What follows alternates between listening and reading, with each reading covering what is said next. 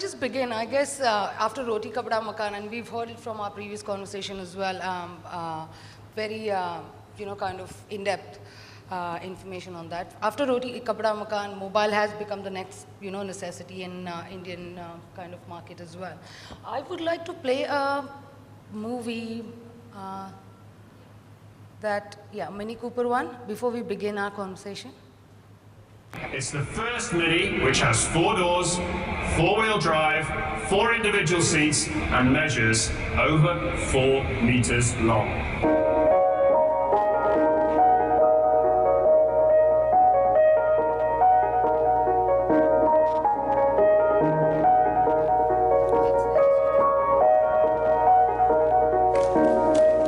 For 7 days, we invited everyone with an iPhone to hunt and catch a virtual Mini in Stockholm City and win a real Mini Countryman. You used an app where you could see the location of the virtual Mini, all other players, and yourself. All locations were updated in real time so you could follow how everyone moved. If you got closer than 50 meters of the Mini, you could take it with your iPhone. Then you had to get away, because anyone within 50 meters could take the Mini from you. The person with a virtual Mini in their iPhone when the game finished won a real Mini Countryman. On October 31st, we released the virtual Mini in the center of Stockholm, which kicked off an intense 24/7 hunt all over the city in a variety of tactics. Jag springer minst 2 timmar per dag. Jag tog ut simkortet allting och så åkte jag dit, jag såg positionen, så satte jag i allting och så tog jag den. Appen tar ju inte höjdskillnad så att försvann lite den helikoptern. Vi hade den några sekunder inne på kontoret och då blev det fullt med folk här utanför. During the game week, more than 11,000 people participated. The virtual car was transported almost 1,500 physical kilometers, and the average gaming time was 5 hours and 6 minutes per person.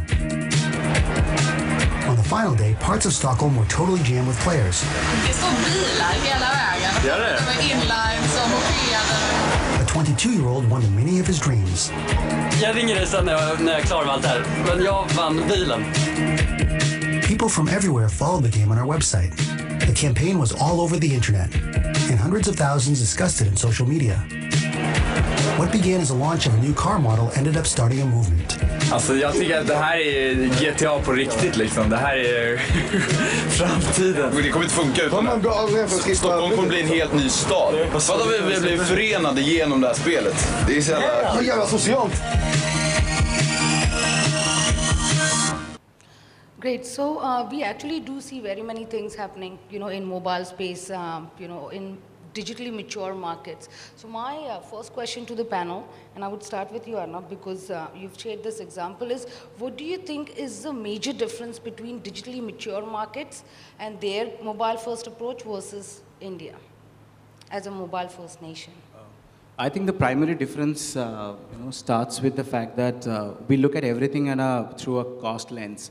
I think this is the last panel, I came at the last wee bit of it, and I heard the discussion about that, how is it a cost-effective medium to look at it?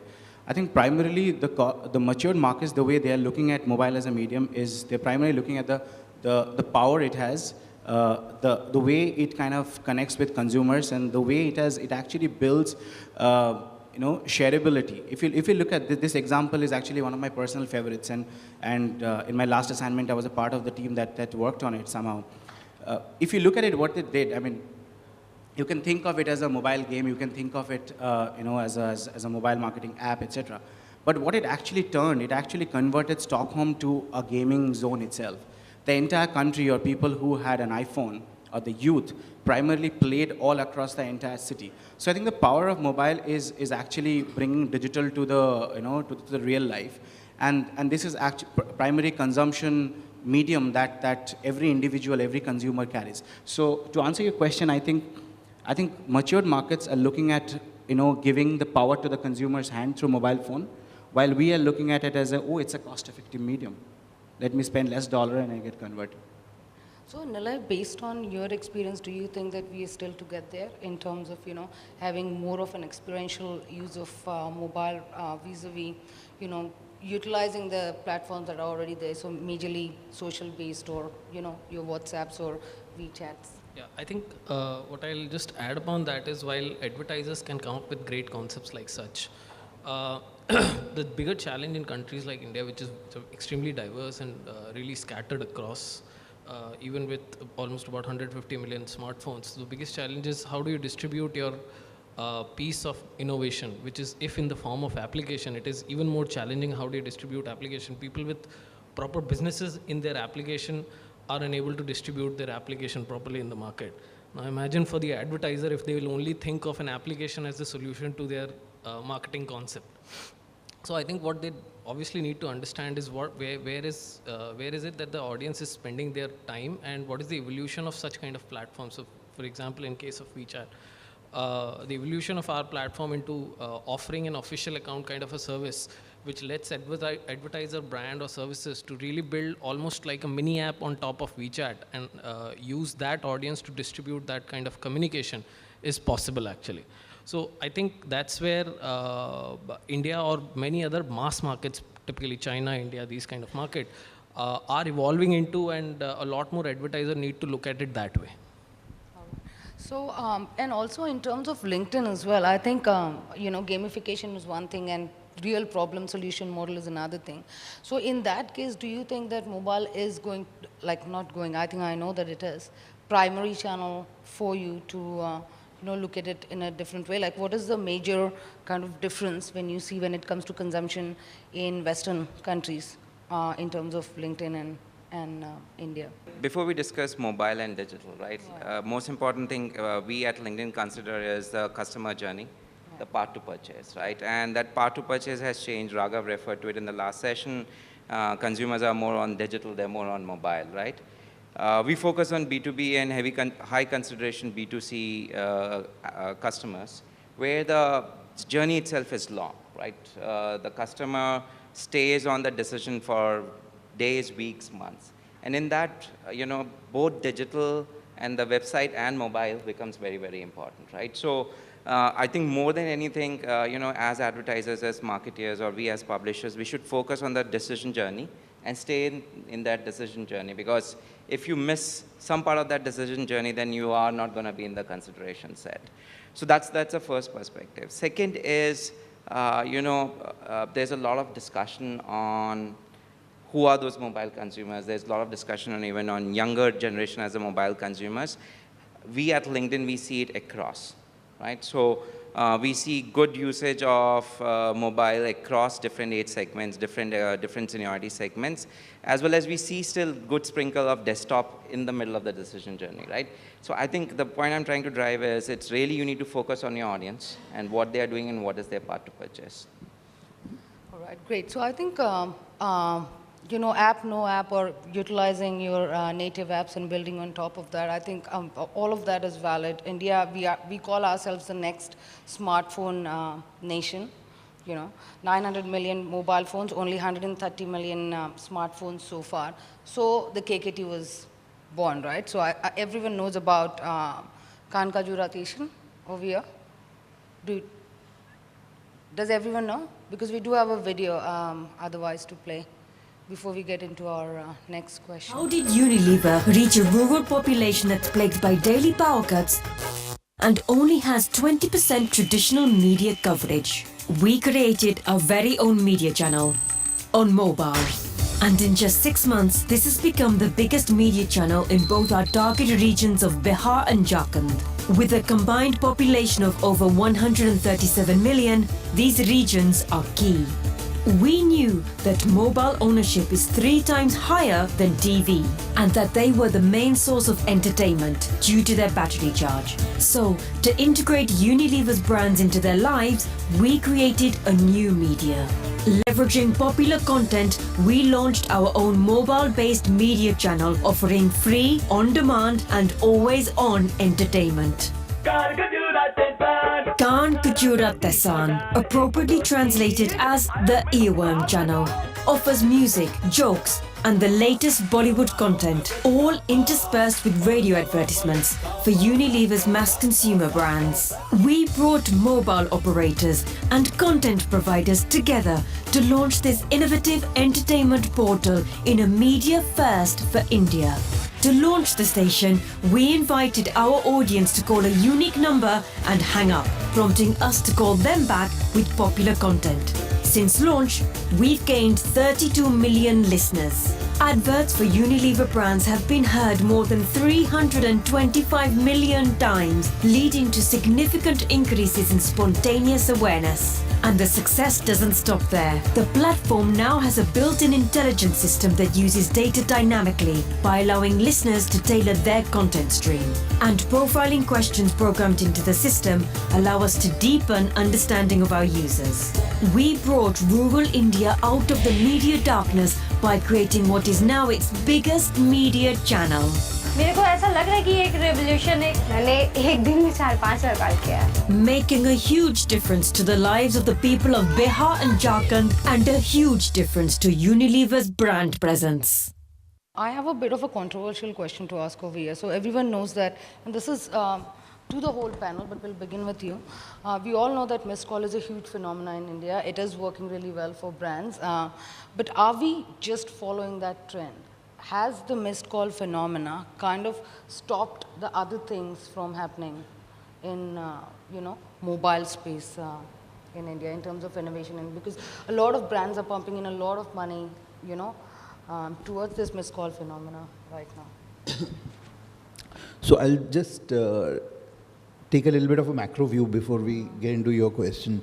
I would just build up on what Ashutosh mentioned in terms of following the customer journey and following what is it that they really look for, right? So for a bank of our, I work in a bank, the bank caters to a variety of audiences, right?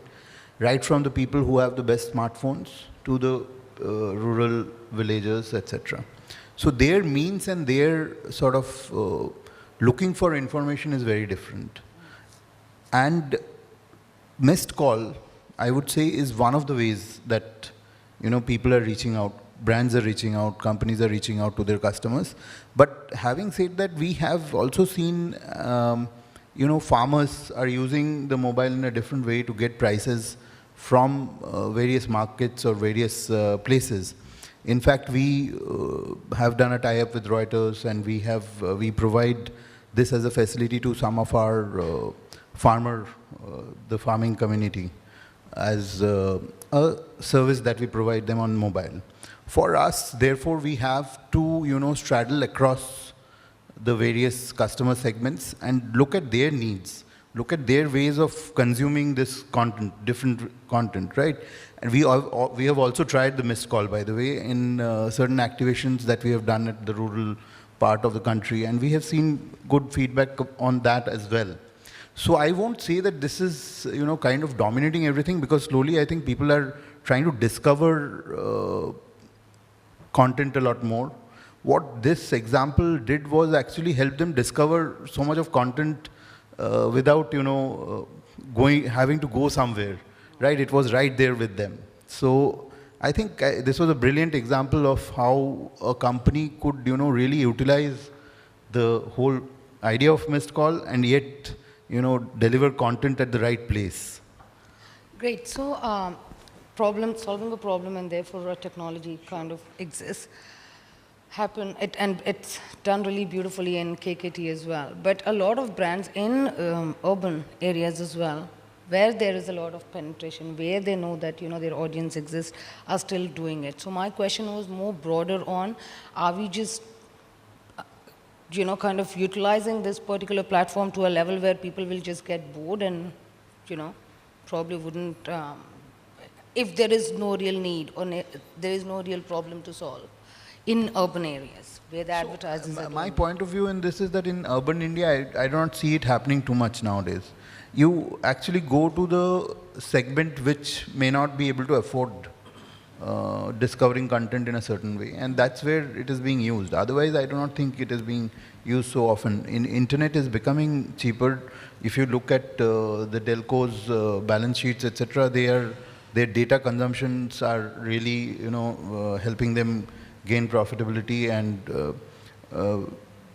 I'm sure others in the house would be able to substantiate that a lot more.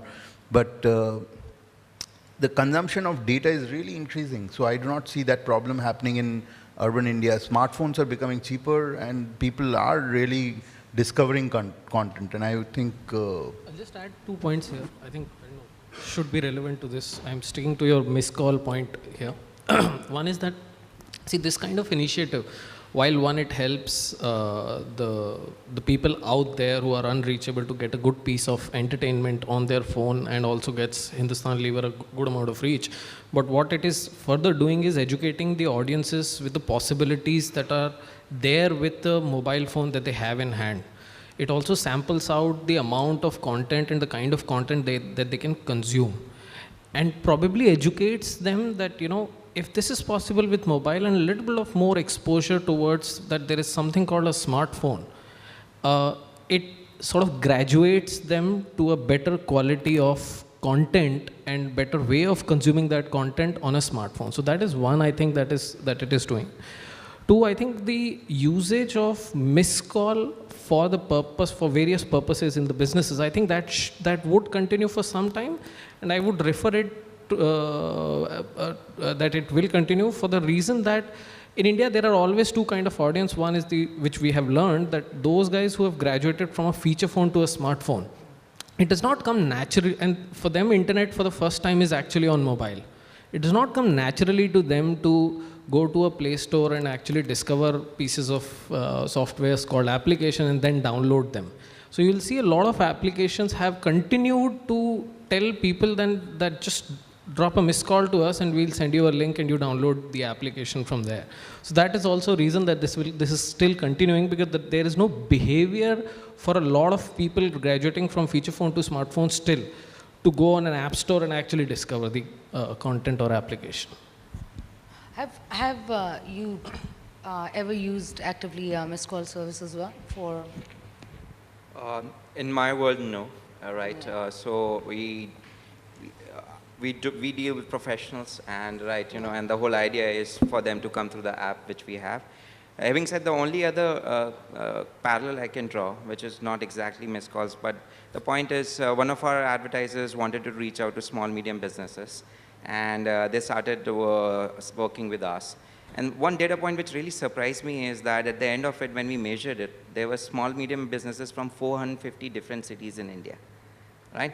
So I think it goes back to what Saknikal said. It depends on the audience, it depends on the reach out. We thought some of those cities, the awareness of LinkedIn plus the usage of internet be difficult for this advertiser to reach, but there were 450 cities. Some of the cities were literally in the interiors, and when we asked them, it was mobile usage, right? So they were coming through mobile.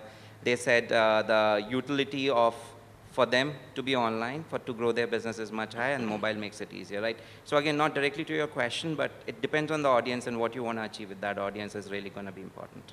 So the reason I asked you is because the role of LinkedIn, it is a platform for people to connect and things like that, and there would be a lot of people coming from such areas where they do not have access to internet, but they would still have ambition of going and working with MNC and things like that. So but businesses probably is a better area to tap into. The only other thing which we did was, from an activation perspective, was to be part of the mobile ecosystem when you buy mobile. So a smartphone should have LinkedIn app before. It should be already installed so that usage is higher. So we worked with some of the handset manufacturers like Asha, Nokia Asha. It was pre-installed, so it was going to the tier 2, tier 3 cities where people already had the app on it. So they can start using it much more easily, and they can discover LinkedIn. The next question is something that we all wake up to, so that's another trend. So what do we all do, most of us do when we wake up? First thing that we do.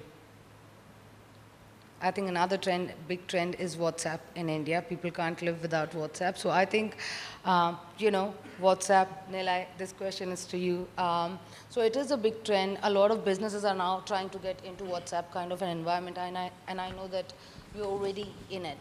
So question would be, in in environment like this, which is completely non-intrusive, where I am there to talk to my friends, how do you manage your business and, while still keeping that personal space?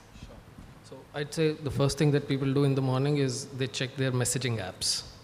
Not really. Yes. Yeah. Okay. As for I think evolution of messaging, it was bound to happen, and it will probably happen for almost every messaging app out there. On our phone, we consume messaging app day in, day out, probably hours and hours spend our time on messaging apps. They are becoming social platforms. They are the future social platforms on the mobile. While Facebook and Twitter remains as the social media that we otherwise also consume, but messaging is where we spend most of our time. And given so, they need to evolve, and they need to actually provide platform for brand services, new application, new products to expose themselves through messaging as a platform as well. I think the introduction of official account that we have done works well for some of the brands and services who we have worked with. Picking up your point of, is it intrusion? No, actually not. Typically a user on a WeChat platform can follow a particular official account by choice, not per force. 2, can discover mostly through a social sharing amongst the friends rather than actually the platform pushing that go and follow. And 3, we sort of ensure that when a brand or a service or a product talks to the user through official account on WeChat, it does not have too much leeway, and there are some guidelines where it restricts every brand to just talk once to the user in a day, and that to those users who are following them and not to those who are not following. So there is no sort of messaging blast, so to say, right? That's one. 2, also on our platform, there's a little bit of difference here that no unknown person can actually write to you unless you consciously go and add a person. And in a similar manner, no unknown brand or unknown service can actually write to you unless you consciously go and follow that service.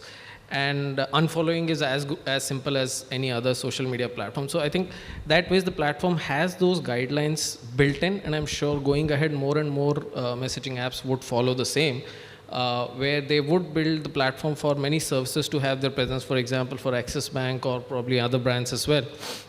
And it works pretty well with the audience. And that can go for a lot of organizations as mobile first approach also. So I'll give a quick example out here. For example, Cadbury 5-star has opened an official account with us. What they're doing is they've created a nice little concept, which is a on-the-fly meme designing concept, right? So there's a picture of their advertisement snapshot, and you actually create a meme. Now, typically, if they were to do the same on an application, then the biggest challenge would have been how do you distribute that application first, and then get people to use it. What they've done is they've created that official account, and that official account has those HTML5 pages where people can actually create those memes and share with their friends on WeChat immediately. Another example where Stay Free has created an official account on WeChat where women can actually follow that official account, and it can help remind them of their typical monthly time. So all those things are really contributing significantly because messaging has become the next runtime of the technology ecosystem, if you would understand that.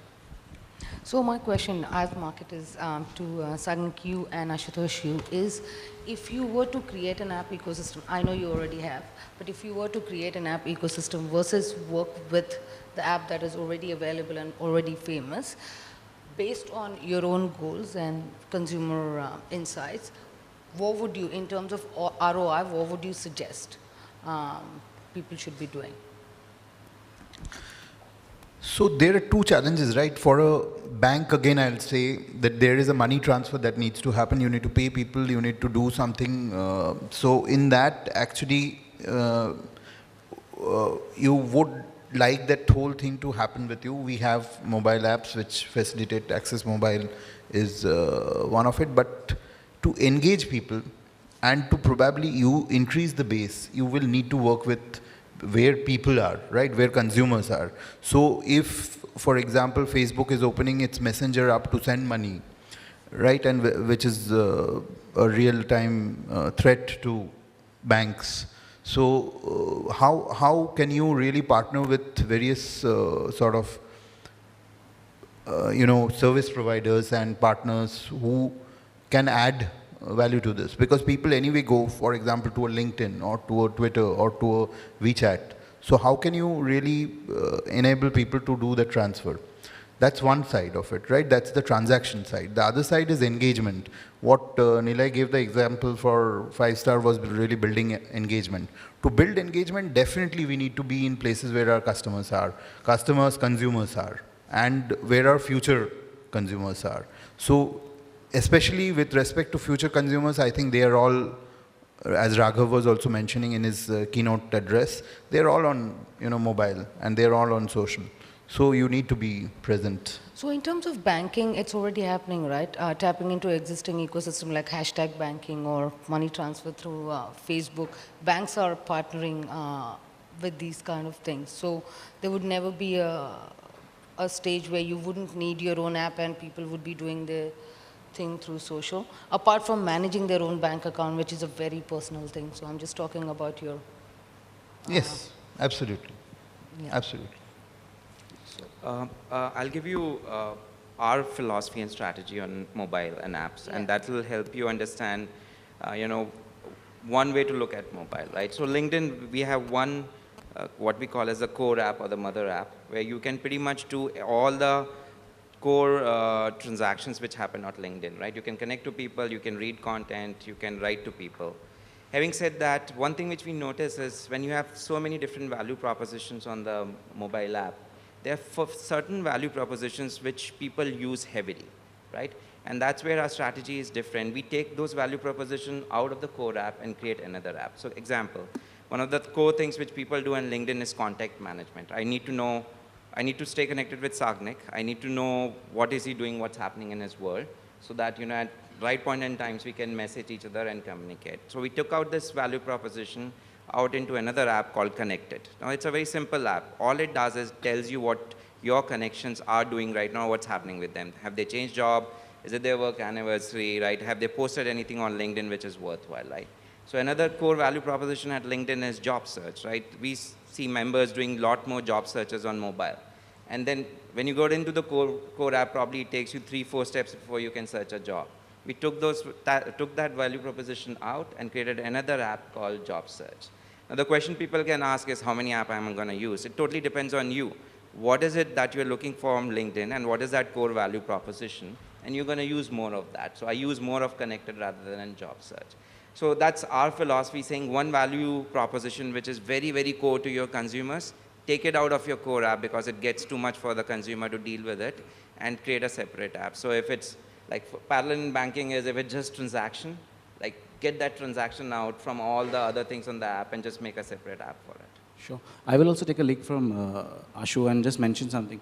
I think apps and missed calls, etc., they actually honestly consist about 26% of our marketing. In terms of mobile first, there is another 74% which we need to be really, really appreciative about. The fact that people, when they're looking for you, they're actually going to a Google and they're looking for you.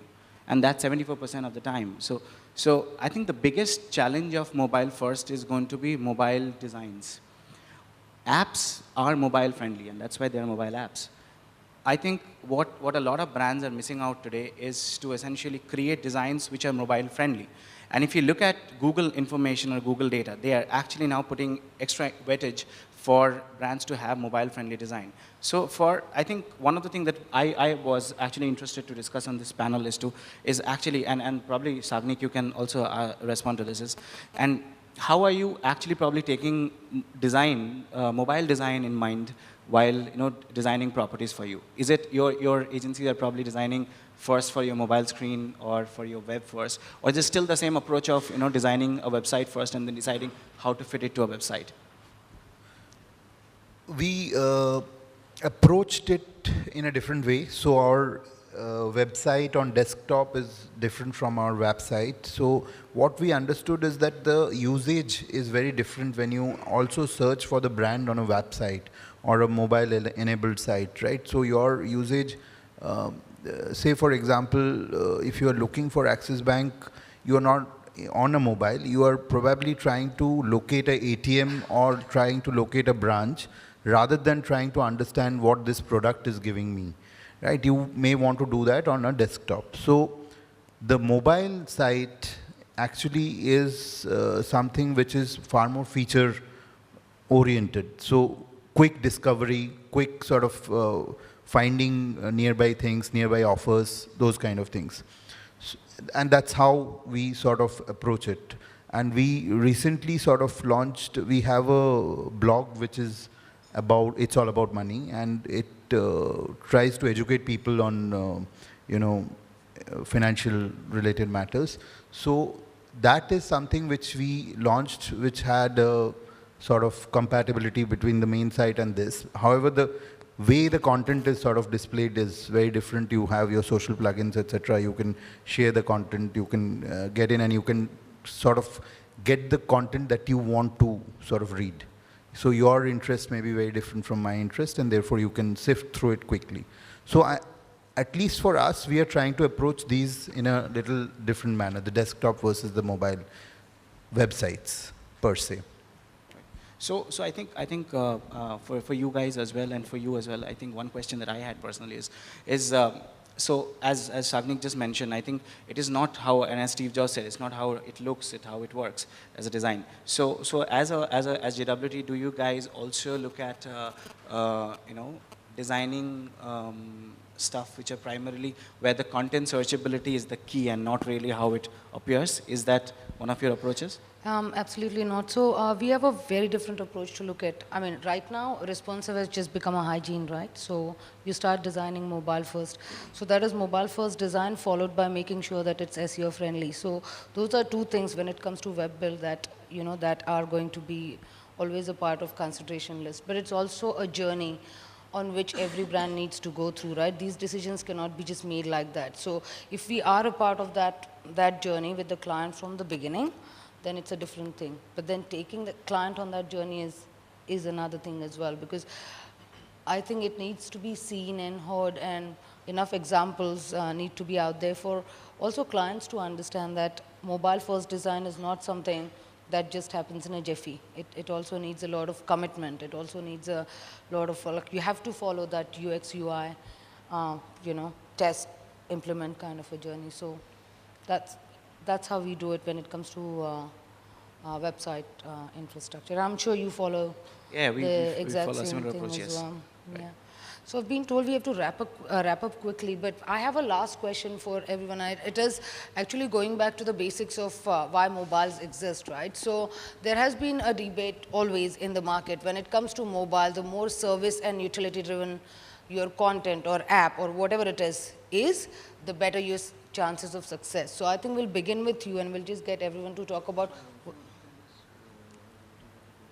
So the question is, there's always been a debate that when it comes to mobile, the more service and utility driven content or applications that you have on mobile, the better your chances of success are going to be. Yeah, I think, again, I'll say the user journey and what I mentioned to Arnab in terms of what people are doing in the different platforms. I think that is something people need to understand, brands need to understand and build it accordingly. So we launched a program also last year, Dining Delights, where we saw, when we studied the whole search phenomena, we saw that when people are searching for dining on mobile, the behavior is very different. They are trying to find the nearest restaurant.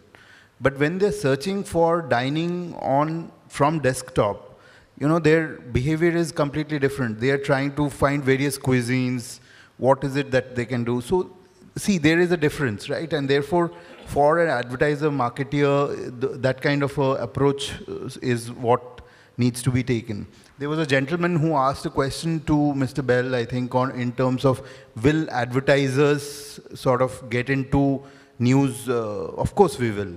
Of course, if somebody searches for dining, for that matter, I would like my Dining Delights offer to be shown in that, context, so that there is a better pickup, and we will, as advertisers, get into that kind of a space for sure. So more of a service thing that would work, like when I'm looking for something, give me that when I want, kind of a thing. How about I think your point is pretty much valid. I mean, communication application is the testament to that, that Yeah. if we serve the utility of communication, we are obviously being used more and more. But one of the interesting thing is that not every application or every service is going to be of the nature which is used every hour or every day. There are many, many services and many, many applications which are getting launched, which you'll probably use once a week or probably twice a month, right? For such kind of services, I think there are two kind of challenges. One is how do you sort of engage with the audience multiple times? Obviously, notification is one more way of actually reaching out to the audience and talking to them often. Two is that even before notification, the biggest challenge is again of the distribution, that if you are actually to be used probably once a month or twice a month, then would a user really keep you on the phone, download the app all the time? Or would he be happy with the website itself? And in fact, one of the case where Snapdeal actually had shut down their website and again put it on is a clear testament to that they probably realized that not just application would work, because we are not going to buy from Snapdeal almost every week. We are going to buy probably once a month. And one would do that probably from a website also, and not necessarily from the app. So I think distribution is something that people would need to, and many, many more services which are not in the utility space would need to understand in this particular mobile ecosystem and figure out ways of actually becoming more and more mobile first, and probably some other platform first also if required.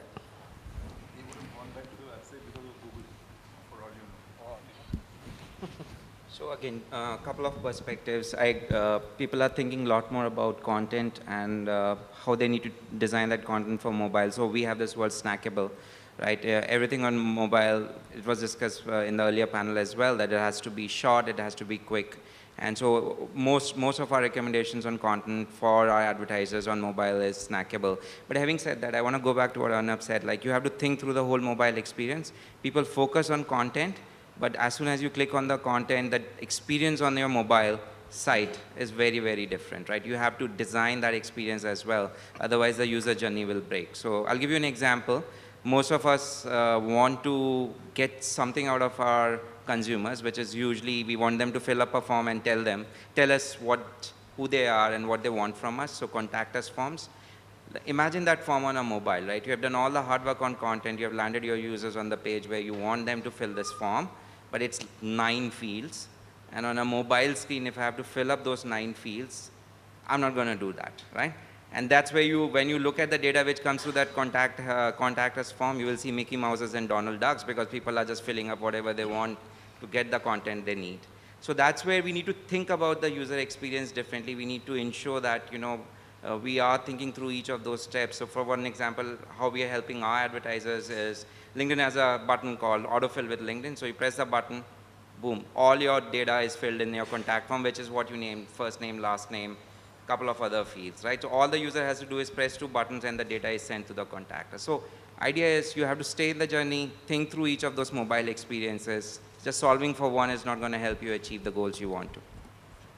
I have one more point to add over here is what we have seen, one of the best case studies of, I think somebody tweeted by saying that, when will we see more Indian case studies online? I was just reading it here. So one of the biggest case studies that we had on success stories in the country were of an app download, which was about 12,000 apps per day download. And it's one of the largest condom manufacturers of the country, and it was one of the most fun campaigns to be working on. Now, in such a case, what we realized after the campaign is that there was actually a drop of about 40% of the app post the download. So therefore, what it means that people are downloading the application, but they're not sticking to it. So I will take a link from what Sagnik said. It's not also about just creating an application to solve a purpose. It is also about ensuring that they're sticking to that purpose and therefore creating content pieces as brands for which actually we go back to that application. Please understand this, consumers are lazy. All of us are sitting over here are lazy, and we accept that because we want convenience, and apps actually serve that purpose. I don't know if you'll be surprised to hear, but about 60% of our e-commerce customers are coming from applications today, which essentially mean that people are actually ending up buying product through application, which is quite unheard of for me being in this industry for some time and, and seeing it. So I think there are a segment of application which are usable. like a LinkedIn or a bank application or an e-commerce site, where the purpose is to solve a need that I have in my life, and an app will successfully deliver that, and I will stick to that app because that's the easiest way I have. But I think there is a bigger concern for brands who are trying to create applications for communicating, not really a specific service, but also about a message, and therefore creating an engagement. I think for me, mobile first goes there because that's a bigger challenge, because that's where a consumer does not really have a need of it. And a success of a brand and a marketer comes when I am actually having an above average engagement in that. And that's where content will play a very, very strong role in that situation.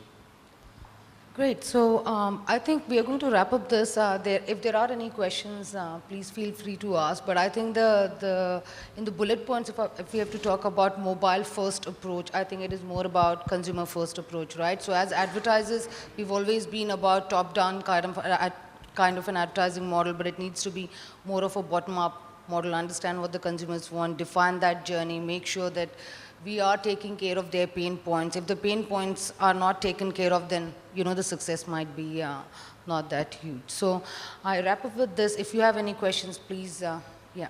Hi everybody there on the dais.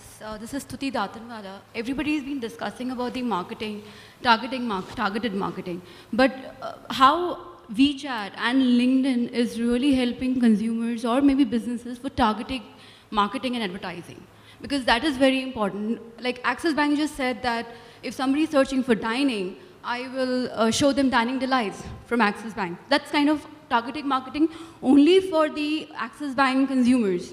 What about other consumers? They may be, for example, they can be a person who is fitness enthusiast. How a Nike or a Reebok or Skechers can really help, or rather can push their content to such kind of consumers for the targeted advertising is how WeChat, because I'm sure WeChat and LinkedIn are the two social medias or messaging services who can help us. How can they help us? I didn't get the question properly, but just correct me if I'm wrong, I'm answering that. So obviously, a platform like WeChat is a platform, an app like WeChat is a platform agnostic app, right? So we are on various platforms, irrespective of the kind of audience, whether it belongs to a particular operator, mobile operator, or it belongs to a certain kind of a banking customer or whosoever, right?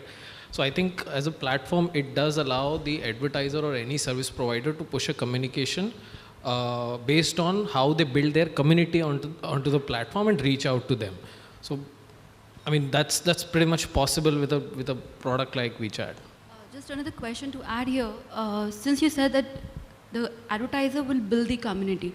Now, this is about the advertising. An app builder, a person like me who's building an app maybe for consumers, and it's not an e-commerce app, but it's an app which is showing some kind of benefit to the consumers. And it's a targeted consumers. It's not maybe a whole of India, billion population. How do I go about targeting those consumers using WeChat or maybe LinkedIn? So great. I think the platform allows you to currently build, so there are 2-3 ways of discovering onto the platform the kind of service that you would build on top of WeChat. One is there is a discovery through a section called Discover services. So that is one way of discovering. Once you'll have a product at hand, you can figure out. There is a section called Official Account. You go there and there are some featured services or official account which one can go and follow. The second one is very clearly the social sharing. The initial community that you build of about even 20, 30, 40 people which are there on WeChat, typically if the service or official account is interesting, say for example, I follow Hungama Music official account on WeChat where I can listen to music on WeChat itself through Hungama official account, then I can probably tell my friend, why don't you also follow that official account? That particular social sharing also triggers a lot of adoption of that official account and the adoption of the service that you would actually put onto the WeChat as a platform.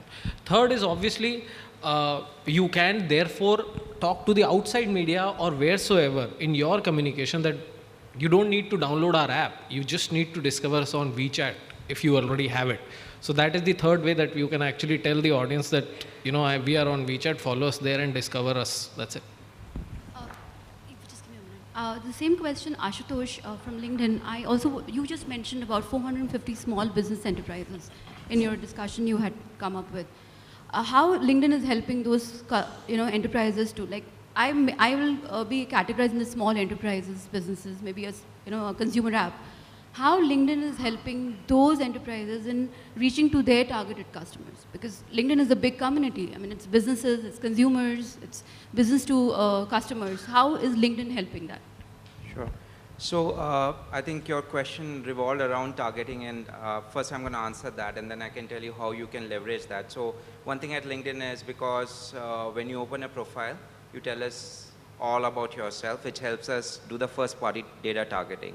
So primarily LinkedIn targeting is driven by first-party data. It's not inferred targeting, right? So I am working X company, I'm at X position, which helps me give you all that data to you, and you can target your target customer, right? Coming back to your second part of question, what we are doing to help companies like yourself, you can use this targeting, right, and reach out to your exact customers. Like in last panel, we talked about zero spillage, right? This is exactly what we are helping all size of advertisers to reach out to their target customers without spillage, just because of the first party targeting. So if you want to reach out to a certain segment of, certain size of companies, certain segment of audience, we can help you reach exactly that. So we've run out of time, so I have to say thank you, Sagnik, Nilay, Ashutosh, and Arnab to participate. So do we have 5 more minutes? 2 minutes? Just one more question. Okay. Yeah, hi. Girish Malia here. I'm a magazine publisher and editor. This question was primarily as a content provider like you guys or platforms. The biggest bottleneck is, I think, agencies, just like what we heard some time back, they're looking for success stories, share the success stories, and then I don't think agencies are doing their job at all. Second is they don't have really the native guys on sitting on boards or decision-making powers. It's still the same old, print media background people who are at positions, and all of them talk nice things on platforms like these, but when they deliver, when they're talking to their client, it's a different story. And instead of engagement, and like what we saw with the Mini Cooper thing, other things, nobody's looking at taking bigger risks, either not really pushing it with the brand. And personal experience says that it's a lot easier for us to deal directly with brands. Talking to Axis Bank is a lot easier than going through agency and explaining. No, I just switch off. I have to cut agencies out because there's no understanding of what's required for the brand or what can be provided using digital. So just share your inputs on what you experienced. I think, yes, there is a lot of clutter out there, and it is difficult to get through guys like Axis Bank, right? Yes, therefore, we have deployed a couple of BD people out here in Mumbai and probably at Delhi as well. Yes, we are trying to connect with agencies and probably educating them with the possibilities that are there with platforms. I'm sure LinkedIn also does the same. And if a commitment from our side is required, then we are happy to pitch with agencies to the client to probably explain to them the possibilities. Yeah, just to wrap up, I know you really want to wrap it up, but it's not fair to bucket everybody in the same boat, right? So there are agencies out there who are fantastic on content, who are doing some great thinking on how they can build mobile-friendly content, and you don't have to go far. Somebody sitting on your table, say hello to him. He's doing pretty well. Tushar is sitting right there, right? So they have a bunch of content marketeers and writers who are really trying to solve it for social and digital, right? So I get your point. There's a lot of clutter, there's a lot of frustration, but in the middle of this, there are people who are trying to work differently and think differently as well. Thank you, guys.